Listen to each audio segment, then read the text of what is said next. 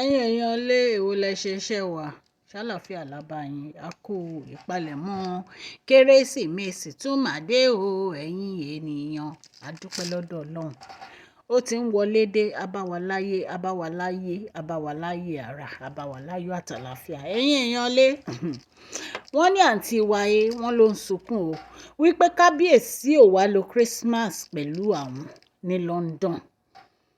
ní London ẹ̀yin èèyàn lé wọ́n ní kábíyèsí ní àwọn fẹ́ lọ spend Christmas pẹ̀lú olólùfẹ́ àwọn Queen Naomi beautiful woman lovely woman wọ́n ní nǹkan tí kábíyèsí sọ nìyẹn wọ́n ní àǹtí wa bá ń sunkún pé kábíyèsí ò fún òun ní affection kábíyèsí ò fún òun ní love wọn náà bá ń ké ẹ̀yin èèyàn lé ẹ káàbọ̀ sí Mashola Gist TV ṣe dáadáa lábá yín gbogbo lè ń kọ́ ṣàlàáfíà ní ẹwà mo máa ń sọ̀rọ̀ nípa celebrity gist royal gist politics àti gbogbo nǹkan tó ń lọ ní orílẹ̀-èdè bàbá wa ní Áfíríkà ẹ̀yin èèyàn létẹ̀ bá ti subscribe so that àwa ti post any gist ẹ̀ máa rí òkè lọ́la yín á máa lọ́la yín ò ní lọ ìsàlẹ̀ láéláé èmi ọmọ yín Mashola mo dúpẹ́ púpọ̀ lọ́wọ́ yín fún àdúrótì yín àti gbogbo support yín ọlọ́run á bá mi gbọ́wọ́ yín sókè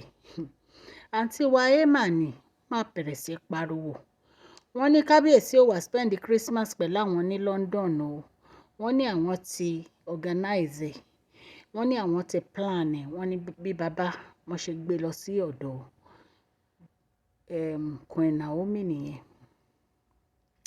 wọ́n ní Dr. Elizabeth ní ẹkún rọ́wọ́ ló ń sùn pé kó gbẹnu ẹ̀ sàn kó má disturb kábíyèsí wípé àwọn làwọn sọ fún kábíyèsí kan lọ spend time pẹ̀lú Queen Naomi ẹ̀yin èèyàn lé wọ́n ní àwọn olórí yìí wọ́n ní wọ́n find it easy rárá wípé wọ́n ní busybody òun ni Dr. Elizabeth ṣe wípé ojú ayé wípé ṣe ló máa ń ṣojú ayé sí àwọn wípé ó ní òun support Queen Naomi wípé ńgbà tó ń support Queen Naomi kí ló dé tó wá nígbà yẹn kó wá fẹ́ kábíyèsí padà ṣe bó ti lọ tẹ́lẹ̀ ẹ̀yin èèyàn lé ẹ̀rí pé yìí tún lágbára wọ́n ní kábíyèsí ò ní affection fún àwọn olórí kankan àfi Queen Naomi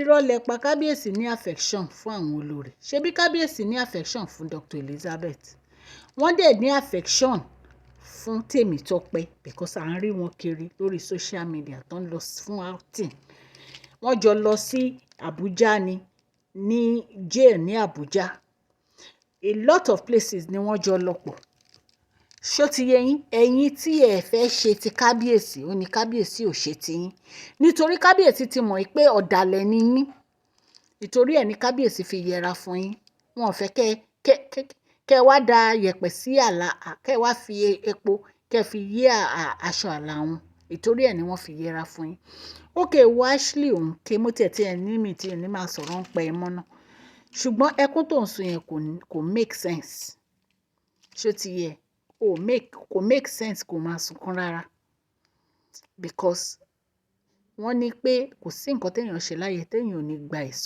ẹ̀san tí ẹ ló ń gbà yín ṣùgbọ́n ẹ̀yin olórí tẹ́ ń sunkún pé kábíyèsí ò ní affection fún yín ẹ jẹ́ lọ dákẹ́ kẹ́ ẹ lọ ṣe nǹkan tọ́kọ yín ní kẹ́ ẹ ṣe kẹ́ ẹ lọ ra lé nǹkan tó lè pè yín nìyẹn ẹ lọ ra lé ìwọ tó dẹ̀ ń bú Dr. Elizabeth pé kí ló dé tó wá sí palace ṣebí ìyá yín náà ló gbé wá palace ṣebí Mariam ló gbé wá palace nígbà tí Mariam dẹ̀ gbèdé ọlọ́run dẹ̀ yí ọkàn Dr. Elizabeth padà ó dẹ̀ yí sọ́dọ̀ Queen Naomi kò sí nǹkan tọ́lọ́run ò lè ṣe àtìgbà yẹn bọ́lọ́run ṣe ń lò wọ́n fún Queen Naomi ni nítorí pé ọlọ́run kò kúrò lórí ìtẹ́ ó ń rí gbogbo iṣẹ́ ibi tí gbogbo yín ń ṣe kábíyèsí ní right láti lọ sí ibi tó bá wù wọ́n kábíyèsí ní right láti lọ sí ibi tí wọ́n bá ti ń fi wọ́n lọ́kàn balẹ̀ tí wọ́n mẹ́mí wọn gbóná wọn lè jẹ́ kẹ́ ẹ wá gbẹ̀mí àwọn lọ́jọ́ àìpé àwọn ìtorí ẹ̀ ní kábíyèsí fi lọ sọ́dọ̀ lovely queen wọn láti lọ ṣe Christmas wọ́n dẹ̀ ní láti spend time pẹ̀lú ọmọ wọn ìtorí pé wọ́n ti sọ fún yín kẹ́kẹ́rù yín kò nu palace yarí ẹ̀ ṣe so definitely Kábíyèsí ní láti lọ síbi tí ìdùnnú àtayọ̀ wọn bá wà. So tẹ́ bá fẹ́ sunkún ẹ tètè bẹ̀rẹ̀ ẹkún yín kẹ́ máa sún lọ. Ashley wọ́n sọ pé nítorí pé Queen Naomi wọn ò nílé Dr. Elizabeth kúrò ní palace ni Dr. Elizabeth fi ń ṣe kùrùkẹrẹ. Jẹ́ kó ṣe kùrùkẹrẹ. Ṣé bí Queen Naomi ló ní kó dúró sínú palace? Kí wàá ní tiẹ̀? Kí ni tiẹ̀? Tí Queen Naomi bá ní kó dúró sínú palace, yes, ó máa dúró sínú palace ni, kò sí nǹkan tó fẹ́ ṣẹlẹ̀.